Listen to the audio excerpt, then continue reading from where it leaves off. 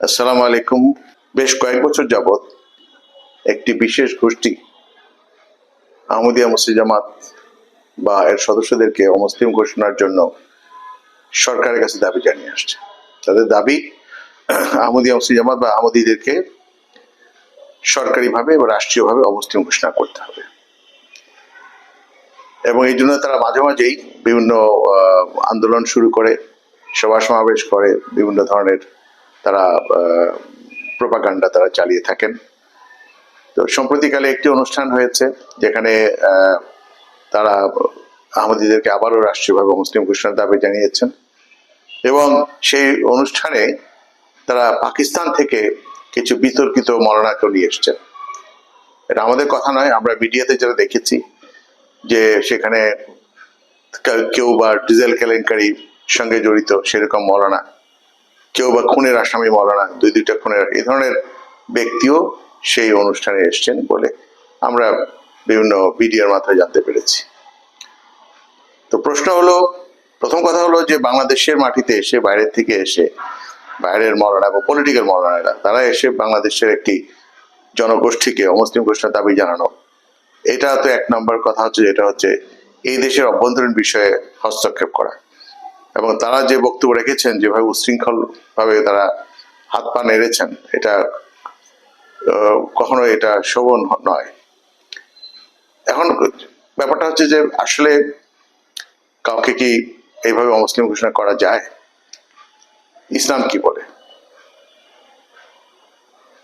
ইসলাম বা মহানবী হযরত মুহাম্মদ সাল্লাল্লাহু আলাইহি ওয়াসাল্লাম বা কোরআন কখনোই কাউকে অমুসলিম ঘোষণা করার অধিকার দেন নাই।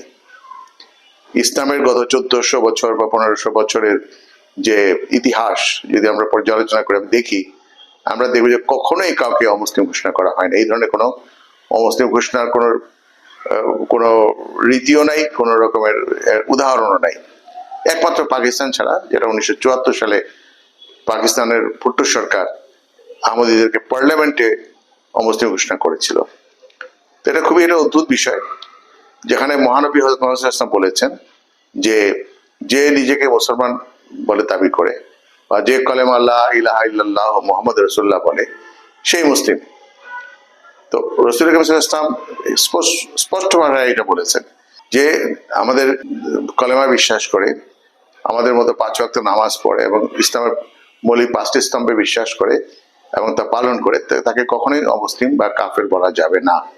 এটা রাসূলের নির্দেশ।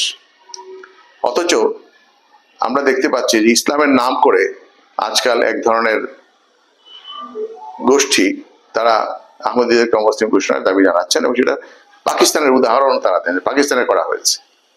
তারা বলেন যে আরো অনেকগুলা দেশ করেছে, এই কথাটা সঠিক নয়।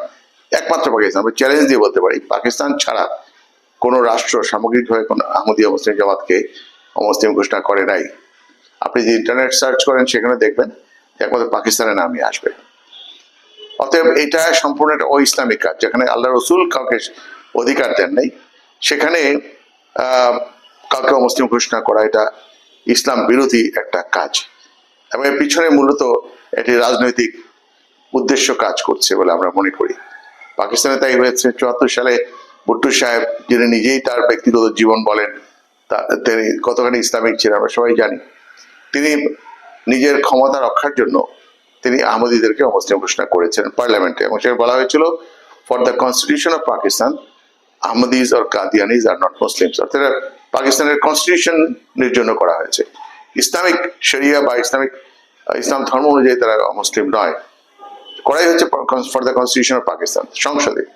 এটা খুবই অদ্ভুত একটা ঘটনা যে কোন সংসদ, যে সংসদের সব ধর্মের লোক উপস্থিত, তারা কি করে আহমদীদেরকে অমুসলিম ঘোষণা করতে পারে, কাউকে অমুসলিম ঘোষণা করতে পারে।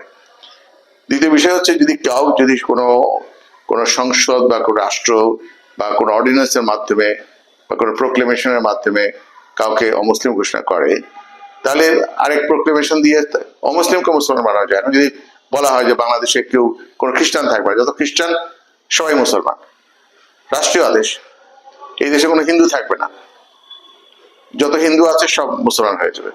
যদি এক আদেশে মুসলমানকে অমুসলিম বানানো যায়, তাহলে অমুসলিমকে মুসলমান বানানো যায়। এই হাস্যকর বিষয় এটা আর কি। তাছাড়া রাসূল করিম সাল্লাল্লাহু আলাইহি ওয়াসাল্লাম বলেছেন, এটা সহিহ হাদিসের কথা, যে যদি কোনো ব্যক্তি বা কোনো মুসলমান অপর এক মুসলমানকে যদি কাফের বলে, আর যাকে কাফের বললো সে যদি কাফের না হয়, তাহলে যে বললো তার উপর সেই কাফিরের ফতোয়া প্রযোজ্য হয়। আমরা আল্লাহ ফজল আহমদিয়া মুসলিম জামাতের সদস্যরা আমরা এক আল্লাহ, এক কলেমা, এক নামাজ, রোজা, জাকাত, হজ আমরা পালন করি। আমরা নিজেদেরকে মুসলমান দাবি করি এবং আল্লাহ সর্বান্তঃকরণে আমরা নিজেদেরকে মুসলমান বলি। আমি ব্যক্তিগতভাবে আমি নিজে একজন জন্মগত আহমদী মুসলমান। ছোটবেলা থেকে আমাদেরকে এই কলেমাই শেখানো হয়েছে, এই কোরআনে শেখানো হয়েছে, অর্থাৎ ইসলামের মৌলিক সমস্ত কিছু আমাদেরকে শেখানো হয়ে যায় এবং সেটা বিশ্বাস করি। অথচ আমাদেরকে বলা হচ্ছে যে আমরা নাকি অমুসলিম। অর্থাৎ রসুলের ফতোয়া অনুযায়ী কারা মুসলিম কারা মুসলিম নয়, বা কে কাফের কে কাফের নয়, এটা পরিষ্কার। আমি এটা এর চেয়ে বেশি কিছু বলতে চাই না। অতএব আল্লাহ তাআলার ফজলে আমরা মুসলমান। আহমদী জামাতের প্রতিষ্ঠাতা নিজেও এই সুস্পষ্ট বক্তব্য তার এই বিষয়ে আছে।